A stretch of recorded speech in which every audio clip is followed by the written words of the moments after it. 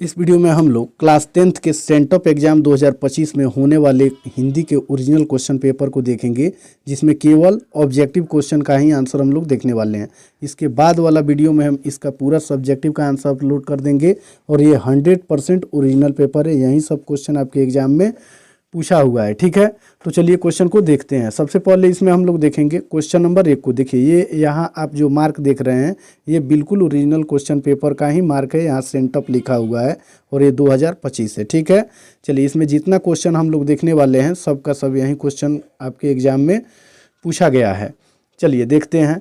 सबसे पहले इसमें हम लोग देखेंगे क्वेश्चन नंबर 1 में है कि उ वर्ण का उच्चारण स्थान है, तो इसका सही उत्तर हो जाएगा ऑप्शन नंबर डी, ओष्ठ हो जाएगा। दूसरा नंबर क्वेश्चन में पूछा हुआ है कि निम्नलिखित में से उदाहरण चिन्ह कौन है, तो इसका सही उत्तर हो जाएगा 2 का ऑप्शन नंबर बी को लगाइएगा। ठीक है, चलिए फिर आगे वाला क्वेश्चन देखेंगे। तीसरा नंबर क्वेश्चन में दिया हुआ है कि निम्नलिखित में से कौन शुद्ध शब्द है, तो 3 का सही उत्तर ऑप्शन नंबर सी हो जाएगा, संदर्भ। फिर चौथा नंबर क्वेश्चन में हम लोग देखेंगे। चौथा नंबर क्वेश्चन में दिया हुआ है कि हिंदी भाषा की लिपि का नाम क्या है, तो 4 का सही उत्तर ऑप्शन नंबर ए हो जाएगा, देवनागरी। फिर 5वां नंबर क्वेश्चन में देखेंगे। 5 नंबर क्वेश्चन में दिया हुआ है कि हिंदी में अनुनासिक वर्णों की संख्या कितनी है, तो इसका सही उत्तर ऑप्शन नंबर सी हो जाएगा, 5।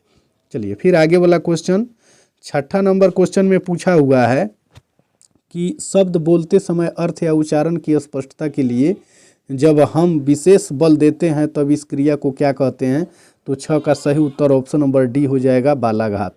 7वां नंबर क्वेश्चन में दिया हुआ है कि पावक शब्द का संधि विच्छेद है, तो इसका सही उत्तर ऑप्शन नंबर सी हो जाएगा, प प्लस अक।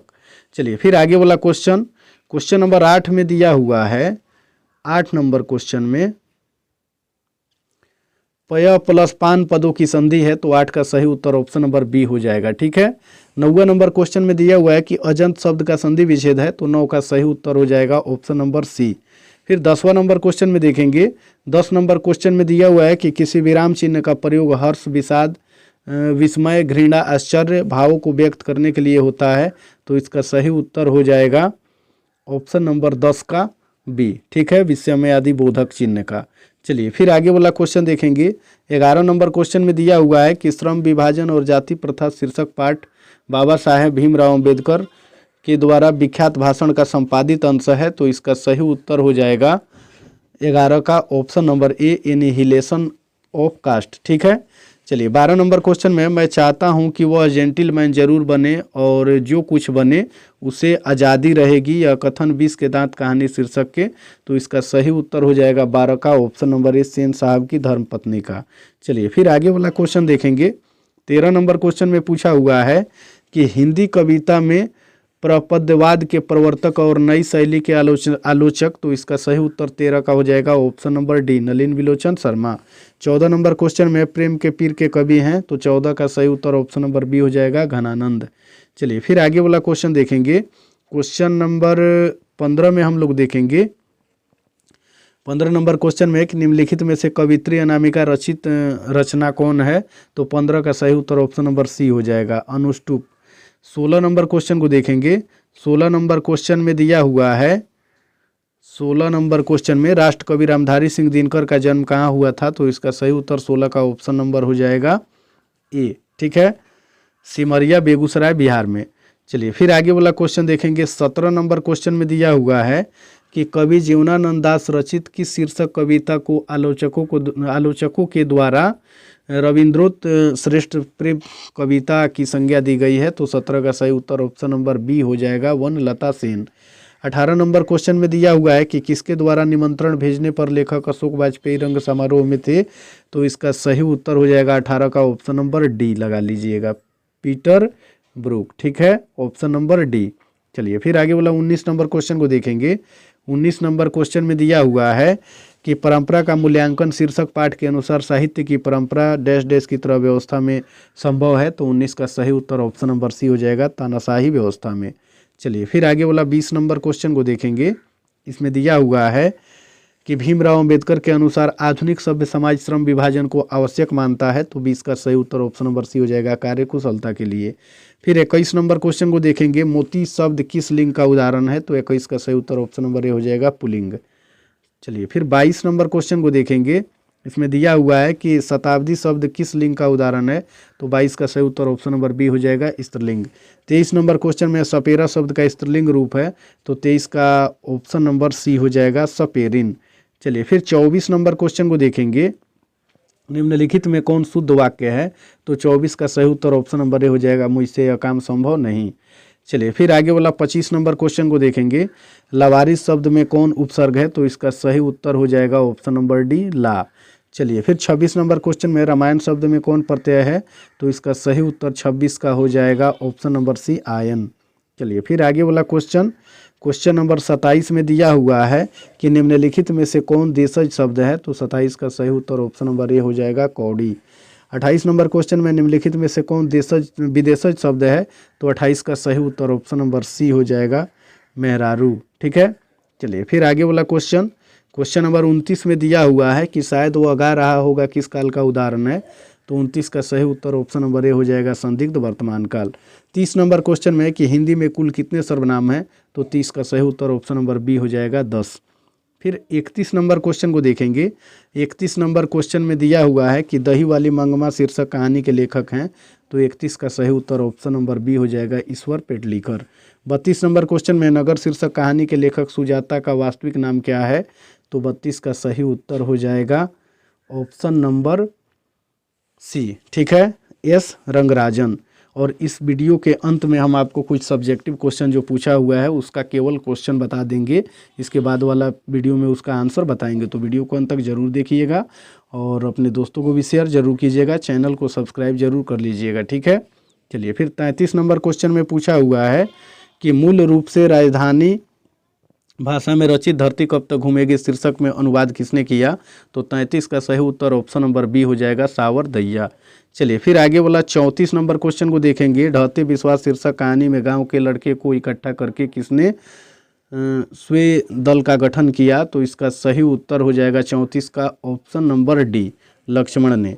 35 नंबर क्वेश्चन में ज्योतिषी के कहे अनुसार कौन महीना मंगू की माँ के लिए आराध्य देव बन गया, तो इसका सही उत्तर 35 का ऑप्शन नंबर सी हो जाएगा माघ। फिर आगे वाला क्वेश्चन देखेंगे। 36 नंबर क्वेश्चन में दिया हुआ है घोड़े बेचकर सोना मुहावरे का अर्थ है, तो इसका सही उत्तर हो जाएगा बेफिक्र होना। ठीक है, ऑप्शन नंबर डी हो जाएगा 36 का। 37 नंबर क्वेश्चन में दिया हुआ है, 37 नंबर क्वेश्चन में एक पंथ दो काज लोकोक्ति का अर्थ है, तो इसका सही उत्तर हो जाएगा ऑप्शन नंबर डी एक काम से दूसरा काम हो जाना। 38 नंबर क्वेश्चन में निम्नलिखित में से कौन अशुद्ध शब्द है, तो 38 का सही उत्तर हो जाएगा ऑप्शन नंबर ए किलकारी। चलिए फिर आगे वाला क्वेश्चन 39 नंबर क्वेश्चन में दिया हुआ है कि कुबेर का पर्यायवाची शब्द है, तो 39 का सही उत्तर ऑप्शन नंबर ए हो जाएगा यक्षराज। 40 नंबर क्वेश्चन में मनोरथ किसका पर्यायवाची है, तो 40 का सही उत्तर ऑप्शन नंबर सी हो जाएगा इच्छा का। चलिए फिर आगे वाला क्वेश्चन देखेंगे। 41 नंबर क्वेश्चन में आधुनिक का विलोम शब्द क्या है, तो इसका सही उत्तर हो जाएगा 41 का ऑप्शन नंबर बी प्राचीन। 42 नंबर क्वेश्चन में घोड़ा शब्द का बहुवचन रूप होगा, तो इसका सही उत्तर हो जाएगा ऑप्शन नंबर सी घोड़े। चलिए फिर आगे वाला क्वेश्चन 43 नंबर क्वेश्चन में है मैं घड़ा भरता हूँ यह वाक्य किस क्रिया का उदाहरण है, तो 43 का सही उत्तर ऑप्शन नंबर बी हो जाएगा सकर्मक।